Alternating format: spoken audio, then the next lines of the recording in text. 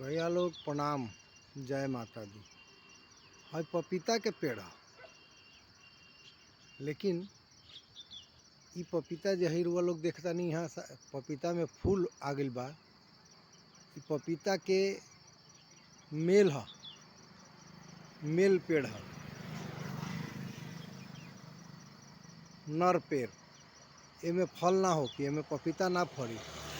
लेकिन अगर एकरा अगल बगल में 10 गो पपीता के पेड़ लगा दियाओ, मादा पेड़, तो उ इतना फरी कि मतलब ओमे फल हद से ज़्यादा एकदम लागी।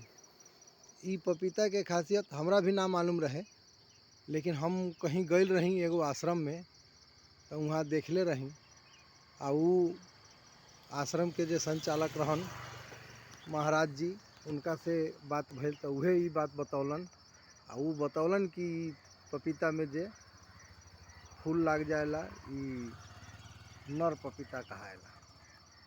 तो बनल रही अपना भाई अरविंद बिहारी के साथ। सुबह सुबह के राम राम, प्रणाम, जय माता दी। हम जहाँ तक होखी कोशिश करीले कि अपन भाई लोग के संदेश पहुँचावत रही। तो बनल रही। जय माता दी, प्रणाम।